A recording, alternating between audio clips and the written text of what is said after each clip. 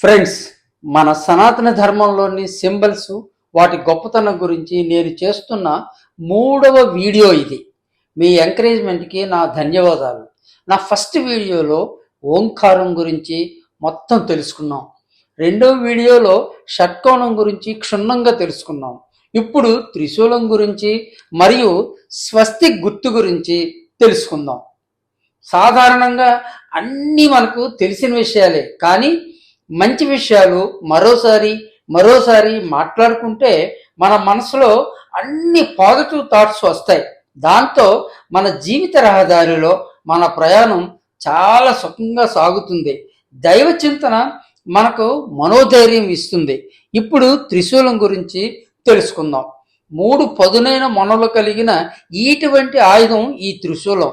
ఇది మహాప్రళయకారుడైన దివ్యమూర్తి పరమశివుని ఆయుధం. దుర్గామాత తనలోని అనంత శక్తిని ఈ త్రిశూలం ద్వారానే వాడతారు. ముల్లోకాల్లో అంటే దేవలోకం, భూలోకం, పాతాళలోకాల్లో ఏ దుష్ట శక్తినైనా సంహరించగల అపూర్వమైన శక్తివంతమైన ఆయుధం ఈ త్రిశూలం. అలాగే త్రిశూలంలోని 3 పదునైన మొనల్లో మధ్యలో ఉన్న మొన మిగతా రెండింటికంటే కాస్త ఎత్తుగా ఉంటుంది. దీనిని సుషుమ్న నాడి అంటారు.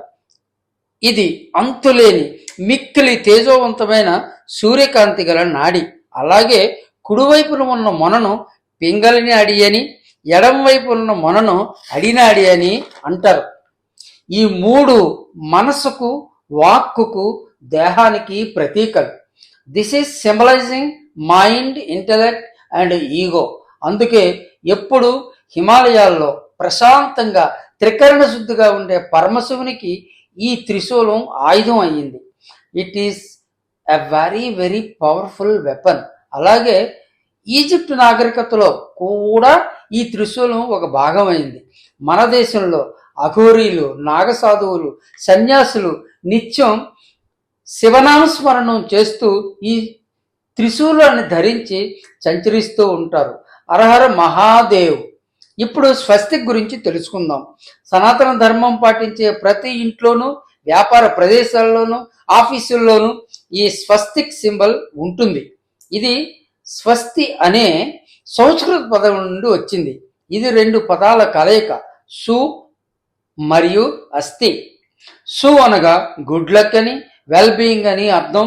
అలాగే అస్థి అంటే ఇట్ ఈస్, దెర్ ఈస్ అంటే ఎప్పుడు, ఎల్లప్పుడూ అని అర్థం. అంటే ఎల్లప్పుడూ శుభం కలిగించేది ఈ గుర్తు.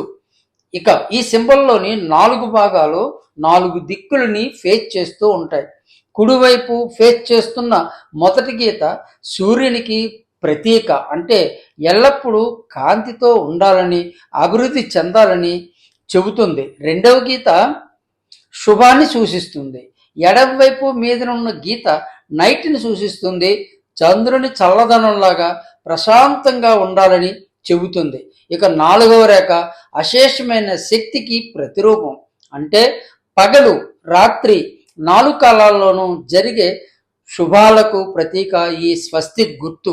ఈ గుర్తును మనం పెట్టుకుంటే ఎప్పుడు, ఎల్లప్పుడూ మనల్ని ప్రశాంతంగా ఉంచి, పవిత్రంగా ఉంచి శుభాలను కలుగజేస్తుంది. ఇంట్లో ఉండే నెగిటివ్ ఎనర్జీ నుండి, ఇతర దోషాల నుండి మనల్ని కాపాడుతూ ఉంటుంది. అందుకే గృహప్రవేశాలప్పుడు, పెళ్ళిళ్ళలోనూ, వ్యాపారాల్లోనూ ఈ స్వస్తిక్ సింబల్ తప్పకుండా వాడతారు. మన ఇంటి ముందు, మెయిన్ డోర్కు, పూజా గదిలోనూ ఈ స్వస్తిక్ గుర్తు వాడితే అంతా మంచే జరుగుతుంది. Friends, please subscribe our Venkadu creations. Thank you.